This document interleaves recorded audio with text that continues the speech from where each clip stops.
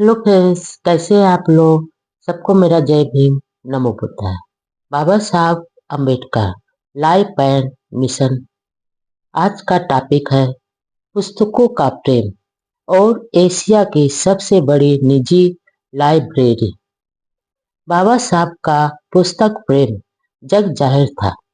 देश विदेश में जहाँ कहीं भी जाते थे, ढेरों किताबें खरीद लाते थे। इस प्रकार बम्बई में बहुत बड़ा संग्रह हो गया।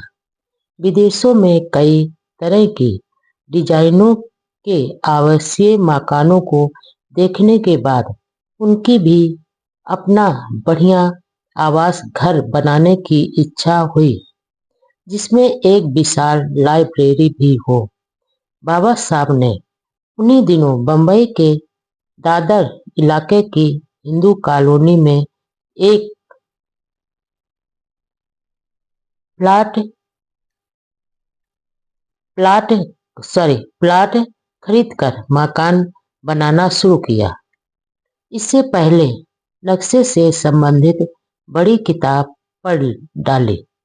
जब मकान का कुछ हिस्सा थोड़ा बनता तो उन्हें पसंद नहीं आने पर गिराने के लिए कह देते। ऐसा 2 बार हो गया। आखिर एक अलग ही नक्शे वाला भवन बनकर तैयार हो गया और नाम रखा राजगृह।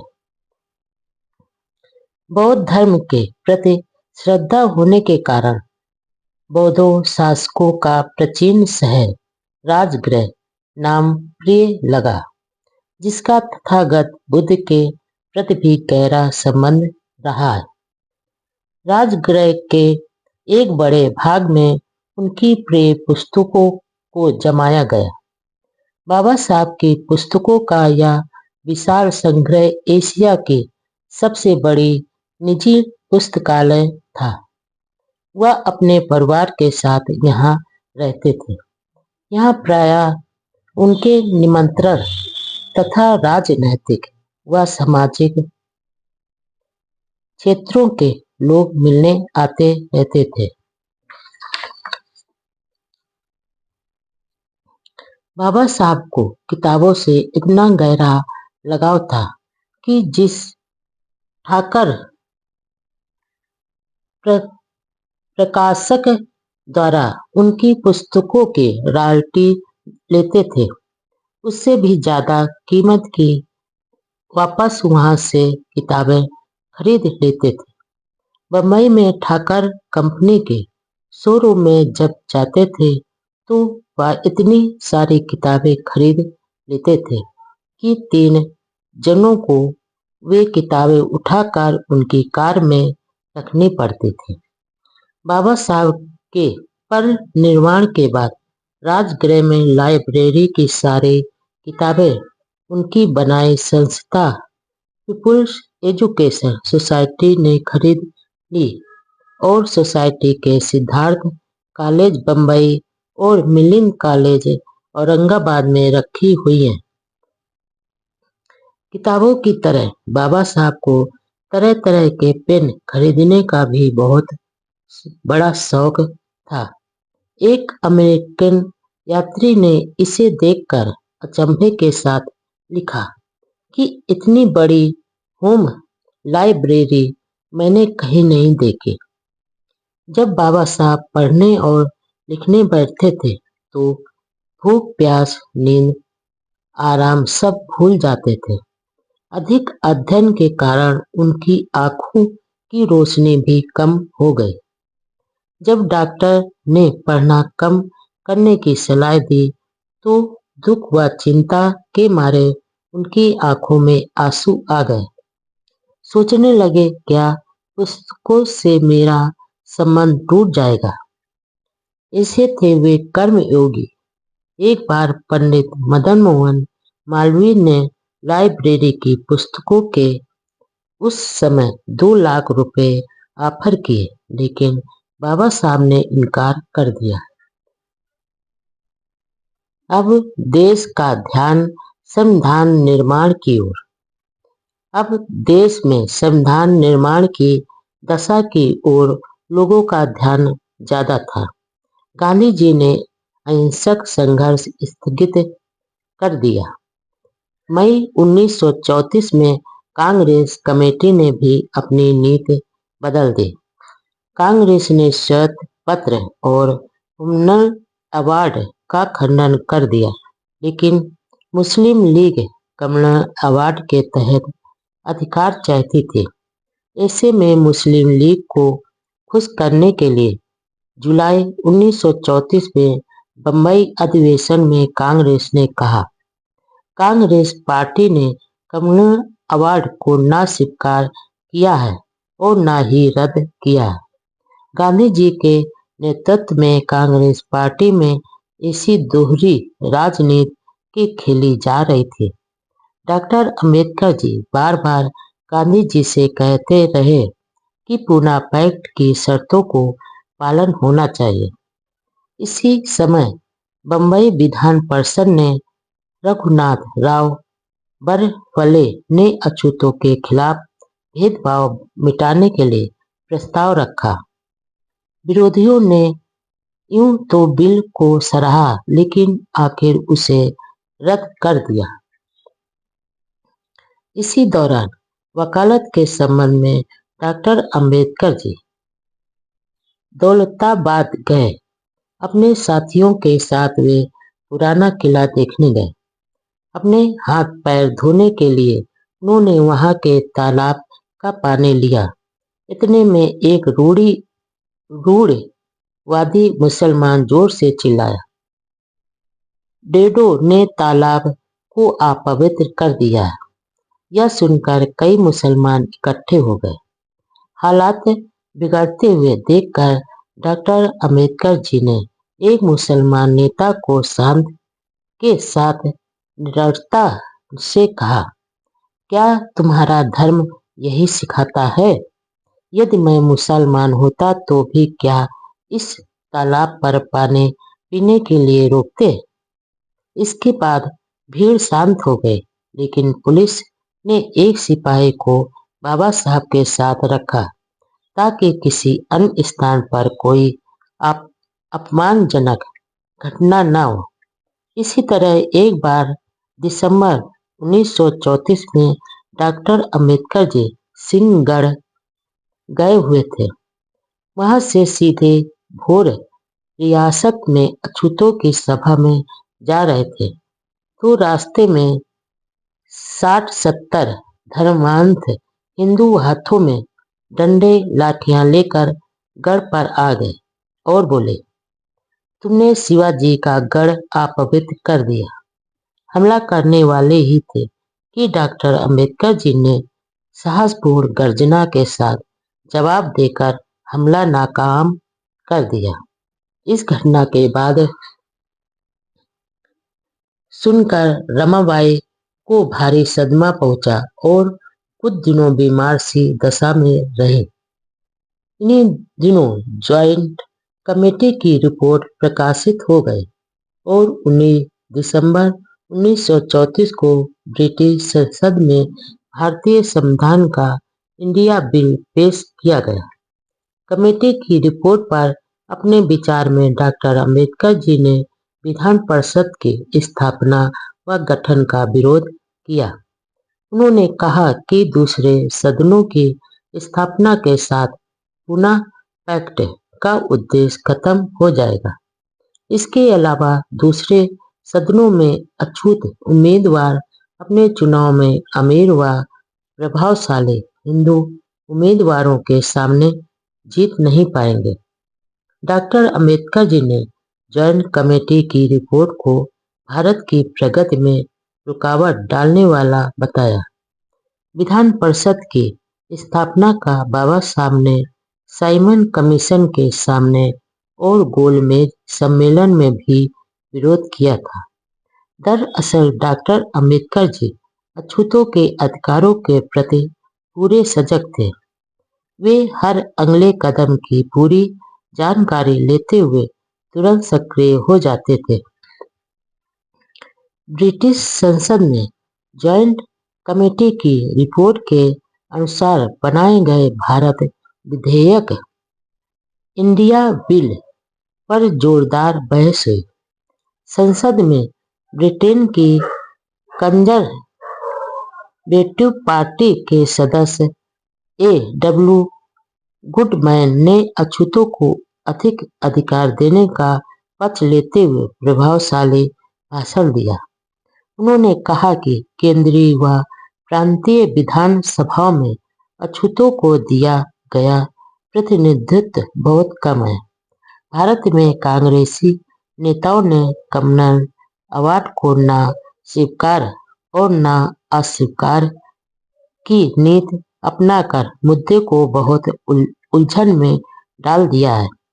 गुडमैन को भाषण के फलस्वरूप केंद्रीय विधानसभा में कॉमनवेल्थ अवार्ड स्वीकार कर लिया गया और जीवन के सफर के अधबीच में ही रमाबाई का साथ छूट गया। बाबा साहब के जीवन में दुखों ने कभी पीछा नहीं छोड़ा। परिवार में एक के बाद दूसरा दुख आता रहा। पिताजी की मृत्यु के बाद बड़े भाई बालाराम का असमय देहांत हो गया। 3 मासूम बेटे व एक बेटी भी खो चुके थे। वे अब दादर में बनाए अपने नए आवासीय भवन राजगृह में परिवार के साथ रहते थे। हर समय अपने पति की चिंता करने वाली रमाबाई अक्सर बीमार रहती थी। इलाज के साथ वातावरण बदलाव के लिए उन्हें धारवाड़ भी ले गए, लेकिन कोई खास फर्क नहीं पड़ा। बाबा साहब उन दिनों बंबई से बाहर थे। माता रमाबाई के छोटे भाई शंकर राव बहन की सेवा कर रहे थे। रमाबाई ही की हालत बिगड़ने लगी तो बाबा साहब तुरंत बंबई आए। घर में बहुत ही चिंता का माहौल था। रमाबाई को अपने पति को पास देखकर हल्की राहत हुई और पास ही बैठे बाबा साहब को कहा, देखो, मेरे 7 करोड़ अछूत बच्चों का ख्याल रखना। आपने उनकी सेवा का व्रत लिया है और इस मार्ग से कभी विचलित मत होना। उन्हें उनका सम्मान व स्वाभिमान दिलाना। आखिर 27 मई 1935 को राजगृह में अब तक दुखों में साथ देने वाले रमाबाई बाबा साहब से बिछुड़ गई। पति के सुख के लिए सब कुछ न्यौछावर करने वाले त्याग की वह मूरत सभी को रोता बिलखता छोड़कर दुनिया छोड़ गई। डॉक्टर अंबेडकर जी की सफलता में रमाबाई के त्याग का महत्वपूर्ण योगदान माना जाता है। वह शांत स्वभाव की पतिव्रता व धर्मपरायण महिला थी।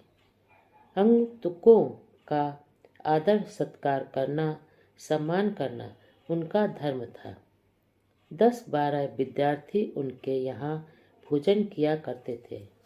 पूना में जब गांधी जी का उपवास चल रहा था, तब डॉक्टर अंबेडकर जी का साथ रमाबाई को भी गुंडों का उपद्रव व आतंक सहन करना पड़ा था। बहुत हिम्मत व धैर्य से उन्होंने घर गृहस्थी चलाई। वह बाबा साहब के स्वास्थ्य व सुरक्षा से बहुत चिंतित रहती थी। मानसिक परेशानियों ने उन्हें घेर लिया और बीमार हो गई थी। अपने 3 पुत्र एवं एक पुत्री गंगाधर, रमेश, राजरतन व इंदु की अकाल मौत के बाद भी रमाबाई ने धैर्य व हिम्मत रखकर डॉक्टर अंबेडकर जी को सांत्वना देती रहती थी। अब रमाबाई के निधन से डॉक्टर अंबेडकर जी पर दुखों का पहाड़ टूट पड़ा। रमाबाई के निधन के बाद बाबा साहब शुद्ध बुद्ध खो बैठे। सारे घर में मानो अंधेरा हो गया। प्रतिव्रत व त्याग की वह ज्योति बुझ चुकी थी। बाबा साहब बच्चों की तरह रोने लगे। उन्हें इस बात का भारी अफसोस हुआ कि वह अपनी जीवन संगिनी रामू को अब तक कष्टों के सिवा कुछ नहीं दे पाए और अब वह इस काबिल हो गए थे कि उन्हें सारे संसारिक सुख दे सकते थे। तब उन्हें बीच मझधार में छोड़कर चली गई। बाबा साहब का रमाबाई से गहरा प्रेम था। प्यार से रामू कहते थे, लेकिन आज रामू उन्हें छोड़कर चली गई। रामू ने दुखों के समय जो साथ दिया वह याद आने लगा। यशवंत राव और मुकुंद राव भी रोते रोते बेहोश हो गए। लक्ष्मी भाभी भी फूट फूट कर रो रही थी। शोक की यह खबर चारों ओर फैल गई। हजारों लोग राजगृह में एकत्रित हुए। विलाप के उस माहौल में जब रमाबाई की अर्थी को बाबा साहब ने अपना कंधा लगाया तो फिर से दहाड़ मारकर रोने लगे। वहाँ मौजूद हजारों साथियों की आंखें भी नम हो गई। शव यात्रा में हजारों लोग शामिल हुए। रमाबाई के चले जाने के बाद बाबा साहब का मन इतना दुखी हुआ कि उन्हें जीवन से मानो बैराग हो गया। उन्होंने अपने बाल मुड़वा लिए और भगवा कपड़े पहन लिए। गृह त्याग के लिए सन्यासी जैसा व्यवहार करने लगे। अपने आप को 1 सप्ताह तक कमरे में बंद कर लिया। वह बहुत उदास, दुखी और चिंता में थे। बाबा साहब को सन्यासी के रूप में देखकर सभी नेता, कार्यकर्ता व अनुयायी चिंता में पड़ गए। अब उन्हें मार्ग बताने वाला कौन होगा? जिस मूक समाज के लिए वह मसीहा संघर्ष कर रहा था, क्या वह फिर से अंधेरे में डूब जाएगा? सभी ने बाबा साहब से प्रार्थना की कि वह सन्यासी नहीं बने। देश के करोड़ों अछूतों का क्या होगा? आप ही हमारे सब कुछ हो। आखिर कुछ दिनों बाद उन्होंने मानव कल्याण के मार्ग को ध्यान में रखकर गिरवे वस्त्र उतार दिए और वे हमारे बाबा साहब कहलाए। डॉक्टर भीमराव अंबेडकर जी के नाम से पहले बाबा साहब के सम्मानीय उपाधि किस प्रकार जुड़ी, इसकी भी रोचक कहानी है। लंबी बीमारी के बाद रमाबाई का देहांत हो गया।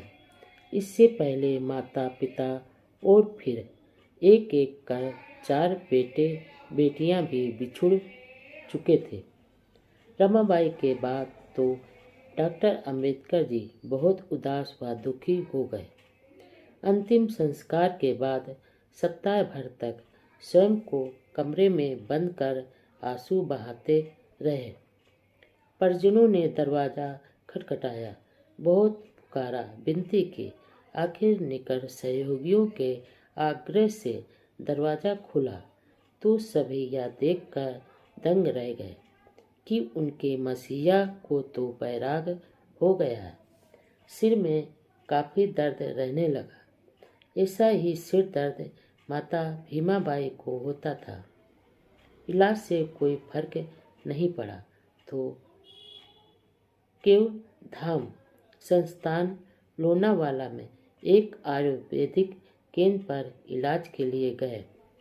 वहाँ अपना सिर मुड़वा लिया, ढीला गेरुआ चोला पहन लिया, हाथ में लाठी लेकर अपने अनुयायियों के सामने प्रकट हुए तो सभी के मुंह से सम्मान का शब्द बाबा साहब निकला। इस प्रकार 1936 से वे बाबा साहब कहे जाने लगे। दरअसल महाराष्ट्र में सम्माननीय व्यक्तियों के लिए दादा, बाबा, बाला आदि शब्दों के साथ साहब शब्द जोड़कर सम्मान से संबोधित किया जाता है। इससे पहले उन्हें डॉक्टर साहब कहकर आदर से संबोधित करते थे। रमाबाई का स्वभाव बहुत धार्मिक था। बाबा साहब के साथ रहते हुए उन्होंने बहुत दुख झेले, लेकिन कभी उप तक नहीं किया। राजगृह जैसे भव्य भवन में भी वह एक साधारण महिला की तरह व्यवहार करती थी। वह अपने पति के सुख व समृद्धि के लिए व्रत उपवास भी करते थे। वह हर पूर्णिमा के दिन उपवास करते थे। उन्हें इस बात की बहुत चिंता रहती थी कि बाबा साहब खुद की कोई परवाह किए बिना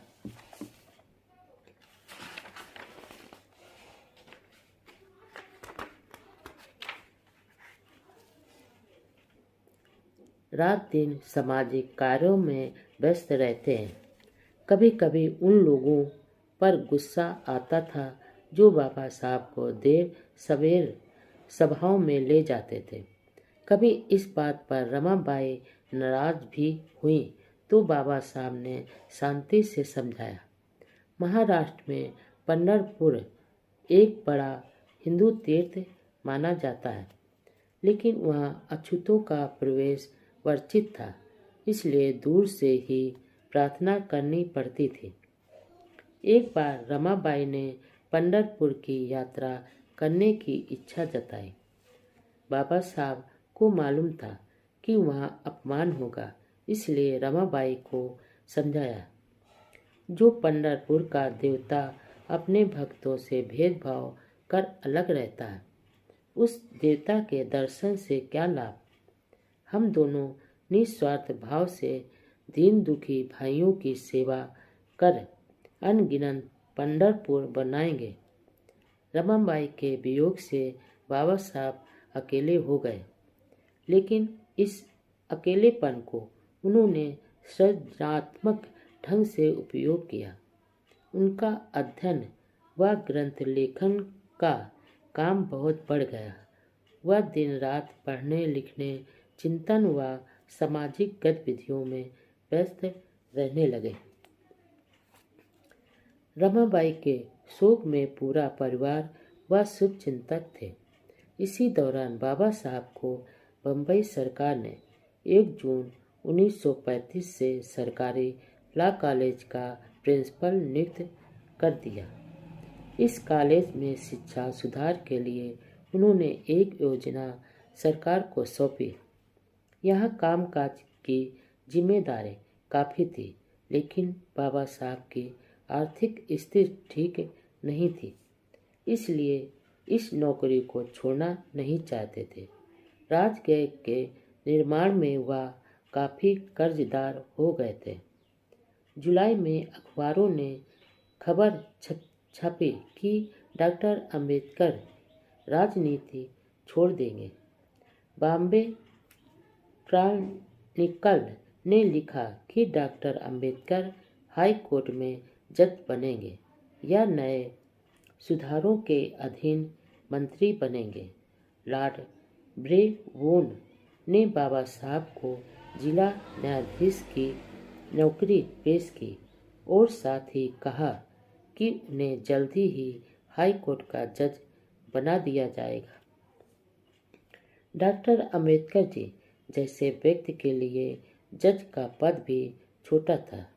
इस संबंध में उन्होंने कहा, जज तो क्या, मुझे वायसराय भी बनाने का ऑफर दिया जाता तो मैं इनकार करता, क्योंकि मेरे सामने करोड़ों अछूतों के भविष्य का सवाल था, मेरा अपना नहीं।